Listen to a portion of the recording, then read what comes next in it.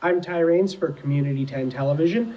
I'm back here with Len Skowronski, who is the leader of the Alberta Social Credit Party. And we spoke briefly last week about some very important issues to Albertans. Do you want to give us a recap of that, Len? Sure. First, money does not have any value on its own. Secondly, it only has value when it is traded for goods or services. Third, enough money must be available to provide the goods and services needed for a good standard of living. Fourth, the Bank of Canada was established to rate the money needed by Canadians. But the creation and maintenance or distribution of money has slipped to the private banks. As a result, individuals and governments are paying billions of dollars in interest to these banks. We say that the Alberta Treasury Branch should be mandated to provide the capital needed by Albertans to establish a thriving community. We would have the ATB provide loans to Albertans at prime plus a small operation surcharge. That's it for the highlights of last session. Thank you for the recap, Len. Now, in this session today, we are going to talk about how there are trillions and trillions of dollars being leaked to foreign investors that could be kept here in Alberta. Do you want to tell us a little about that? Sure. Now, last time we talked about how we can create the money we need. We do not need to have foreign investors that are taking huge profits away. And people will ask, well, how could you create this money? You must have some sort of collateral to do this. Well, we do. We have billions or actually trillions of dollars of collateral to do this. One example is our oil sands. There are 1.5 trillion barrels of oil in the oil sands. Now, currently, oil is selling at $100 a barrel. So, we have $150 trillion in our oil sands bank. Now, that's an awful lot of money. In 2010, our GDP for Alberta, that is the amount of all the goods and services produced, was $256 billion. If you divide that into 150 trillion, it comes to 586 times the 2010 GDP. That means that we could have an economy equivalent to 2010's for 586 years just from the money that we could get from our oil sands if we kept all of it. That would mean we virtually would not have to do a lot. We would just have the money for more, for half a millennium. So it's a lot of money. But unfortunately, we're not keeping very much of this. A lot of it is being siphoned off to foreign investors and foreign customers. One example of the foreign customer making a whole bunch of money on this is that in the oil sands, getting from the oil sands to oil is a two-step process.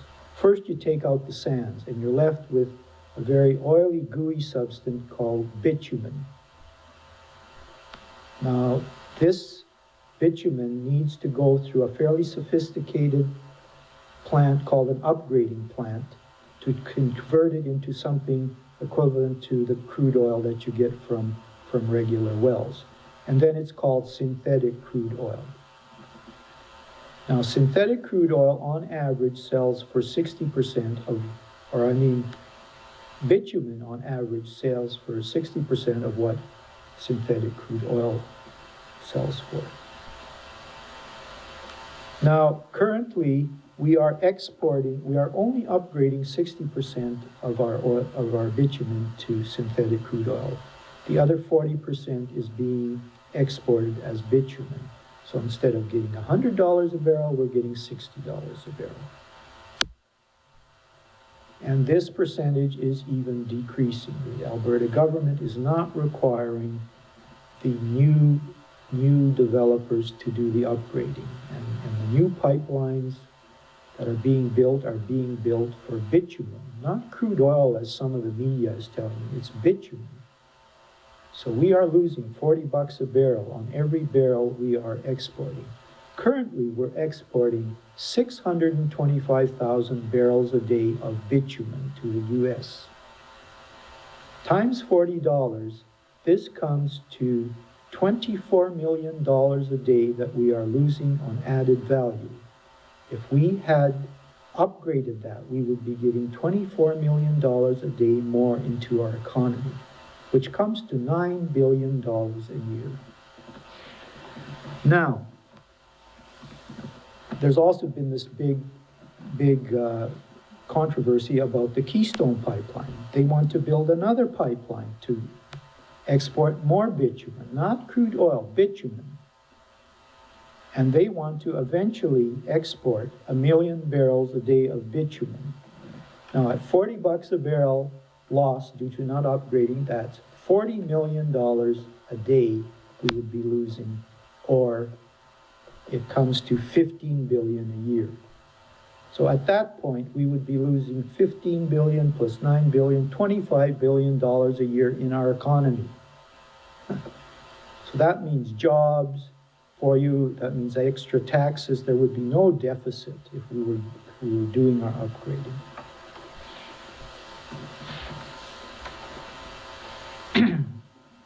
Now also, that's part of our loss. But currently, 55% of our oil industry is owned by foreign investors. So that means 55% of the profits, which are usually distributed as dividends, are going to foreigners. And that's increasing. Every day, more and more of our stuff is being sold to foreigners. Now, at the current profits that these companies are making, it would work out that we would lose an additional $12 trillion in profits shipped to foreigners over the life of the oil sands. Now, this is at $100 a barrel. Oil has gone as high as $147 a barrel. Analysts are saying it could soon be $200 a barrel. So our losses could be double that. Now, some people are saying that, well, okay, we have 1.5 trillion barrels of oil in our oil sands, but we can only actually produce 10% of this. My question is, if that is true, why are we producing it at this phase? We should maybe wait until we could produce something a little bit closer to 100%. But even if that continued, even if our income was only 10% of what our estimates, our losses would be 10%, but we would still be losing a total of 3.6 trillion. So it's, if we develop everything there, we would lose 36 trillion. If we only produce 10% of what we can, we still, but 3.6 trillion. That is $3.6 million. It's a lot of money. And we are all responsible for this. So if you don't demand upgrading in Alberta, you are responsible for this loss that your children, grandchildren, and great-grandchildren will experience. So we're saying that if we took control of all our credits, such as the oil sands, we would have more than enough money to provide for all our social needs, such as health care, education, senior support, communication, transportation, energy, shelter, and food. So if we took control of our credits, we could have all our social needs. That's social credit. Thank you very much, Len. This has been Ty Raines for Community 10 Television.